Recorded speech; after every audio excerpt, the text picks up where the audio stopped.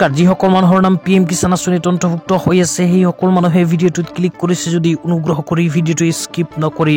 প্ৰথমৰ পৰা শেষ লৈ চাই থাকিব কিয়নো পিএম কিষাণ আঁচনিৰ ধন যদি আপোনালোকৰ বেংক একাউণ্টত এতিয়াৰ পৰা পাব বিচাৰে তেন্তে অতি শীঘ্ৰে এইখন ফৰ্ম ফিলআপ কৰি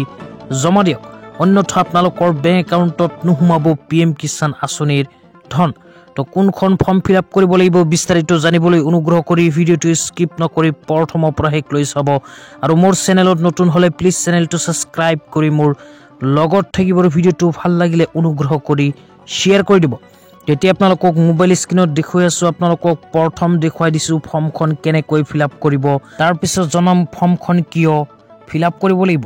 তো প্ৰথমে ফৰ্মখনৰ ওপৰত লিখা চাব পাৰিব the branch manager State Bank of India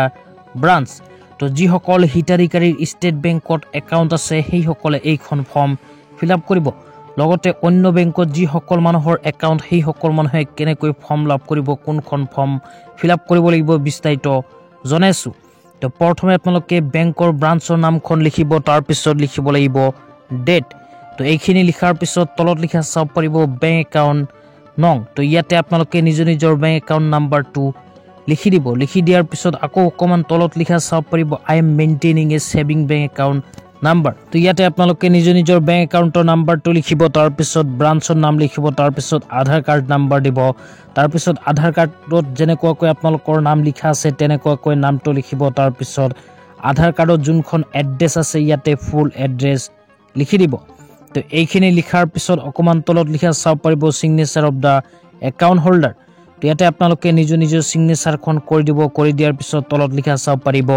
name তো এইটো ঘৰত আপোনালোকে নিজৰ নামটো লিখি দিলে ফাইনালি ফৰ্মখন ফিলআপ কৰা হৈ যাব তো এইখন ফৰ্মৰ লগত আপোনালোকৰ আধাৰ কাৰ্ডৰ জেৰক্স কপি আৰু বেংক একাউণ্টৰ জেৰক্স কপি সহ নিজৰ বেংক ব্ৰাঞ্চত গৈ জমা দিব লাগিব